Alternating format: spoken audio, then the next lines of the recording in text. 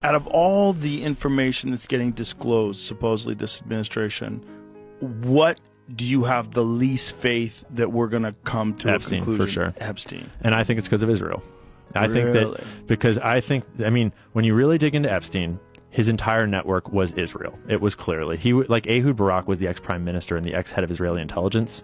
Leslie Wexner was one of the most powerful pro-Israeli philanthropists. The whole organization was Israel. So and I'm not saying it was all of Israel. It was all an intelligence gathering, and it was targeting Americans. It was targeting American officials and the American president. Right. And the CIA does have interest in those targets too. Elements in the CIA does. Certainly they had help from the CIA, and certainly they had help from these other organized crime and intelligence operations. But you don't, like, so for example, Dan Bongino, the new, deputy director of the FBI? He recently had this clip that went all around where he said on camera that he had a source that he trusted deeply. And he's an informed guy. He was at a Fox News interview, and the source told him that Epstein was working for an intelligence agency in the Middle East. And I don't know which one, but someone in the Middle East. And to be fair, we all already knew this. We already know who he worked for. At least I think so. But I'm looking at, okay, Dan, so if this giant group of Jewish billionaires is running a sex trafficking operation targeting American politicians and business people and stuff, you think they're working with an Arab or Muslim nation in the Middle East? Like, you think that Leslie Wexner is devoting his entire life to philanthropies on behalf of Israel, but then he's going to work for Saudi Arabia when he's doing this trafficking ring? Right. But if someone says to him that they're all working for a country in the Middle East, knowing he knows what that means, but not specifying, doesn't he kind of have to repeat it that same way? Well, he also has to repeat it the same way because he won't get the job if he says Israel. Exactly. Because Israel has so much control over our government right now. And I'm not saying that all Jews are in on something. Clearly, internet. Thank you. Internet. And Joe is definitely not saying that. Definitely not. But the Israel's government is as vulnerable to the deep state effect as the American government. But I would argue that Israel's government is way more vulnerable to it because of the people that founded Israel and the way it was founded. It was founded in a modern time, much more recently, by, like, it was a revolutionary founding. And I can totally sympathize with the Jewish desire to have that state. Like, I get it.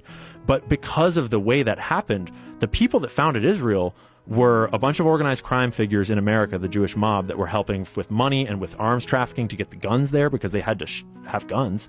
And it was the Rothschild banking family sending a whole bunch of money and getting the declaration in the first place. And then the people that were there, the three different organizations, the Irgun, the Lehi group, and the Haganah, those were the three, like, paramilitary groups that fought to found Israel, and they're like the heroes of Israel, which I understand the narrative that they're heroes, but when Israel was officially founded, they officially designated Irgun and Lehi as terrorist organizations because they had been bombing civilians. They'd been bombing British civilians. The first official act of terror before they changed the definition was the bombing of the King David Hotel, where these terrorists, these Lehi and Irgun terrorists, a bunch of different groups, the guy who planned that bombing later became the prime minister of Israel. They were bombing civilians.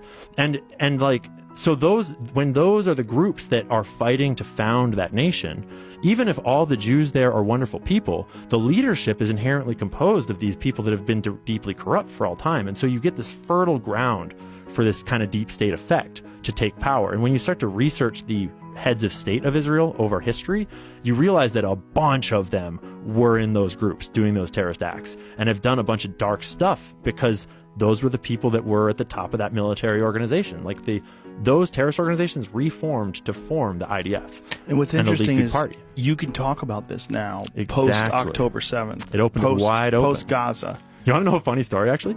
I didn't know shit about it.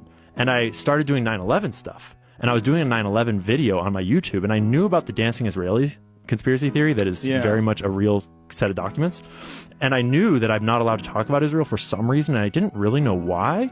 And I realized, like, I better fucking understand this thing before I crater my new channel and career on this topic I don't understand. If I'm going to take a stance against Israel at all, I should understand why and how. And so I started doing research, and I shelved that research, and I switched to researching Israel and Palestine and the history there and what's going on. And I finished the video, and it was October 6th.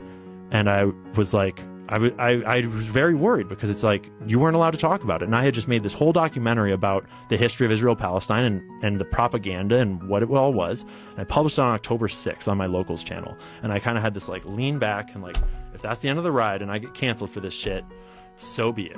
And then literally the next day, and I'm not saying that October 7th was a good thing, but I'm saying that literally the next day, the entire internet was ablaze about Israel and Palestine, and everyone was talking about it.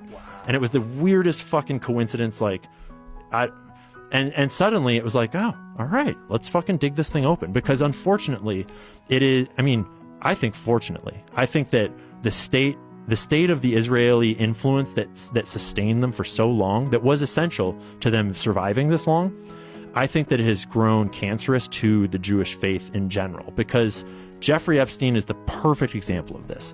Jeffrey Epstein was the world's most prolific and evil sex trafficker that we know of so far, ever. And he very clearly was a Jewish organization of Jewish people working on behalf of Israel and other groups. And so that's a dark stain on Israel and on the Jewish people if you own it.